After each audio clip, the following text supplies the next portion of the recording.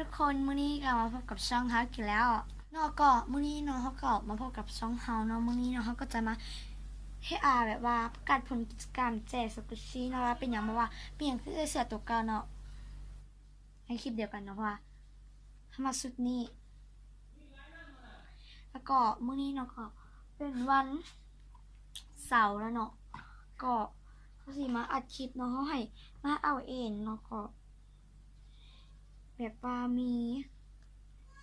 ลูซีหาปัญญาโบทอนสวัสดี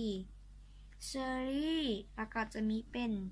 พิงกี้แฮปปี้ดีเอลวาพิงกี้เนาะผู้ที่เขาทัดเขามาเนาะแล้วก็เขาก็ได้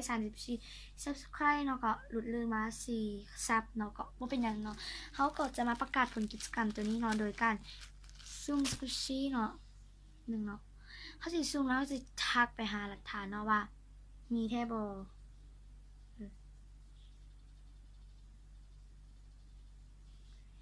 นี่ไอ้ฟ้าวเนาะเดือนกันสีงงๆได้ดีทุกคนไอ้ได้มาเป็นกดไลค์แล้วส่วนมูมากดติดตามแล้วเบอร์วัดแอปให้แล้ว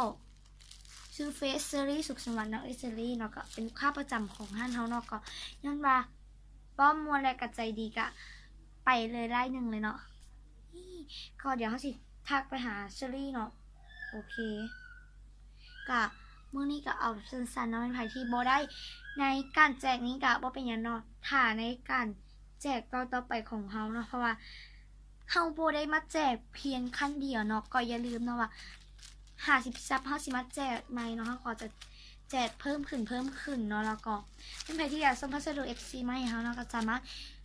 ทักมาหาเฮาได้เนาะเบอร์ WhatsApp หรือว่าเฟซนี่เลยเนาะเราจะขึ้นไว้นี่แหละก็ขอบใจหลายๆเนาะที่มาร่วมเป็นกิจกรรมนำเฮาเนาะถ้าบ่ได้ก็บ่เป็นหยังเนาะก็ถือว่า50 subscribe เฮาสิมาแจกใหม่เนาะก็ก็อย่าฟ้าเสียใจเนาะอย่าว่าเฮาขี้โกงเนาะว่าเฮาซูมถือไล่เชอรี่เนาะก็เป็นของเชอรี่เนาะ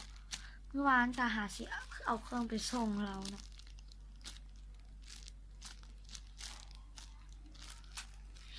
แล้วก็เขาจะไม่เห็นเป็นแท็กหนึ่งเนาะคือว่า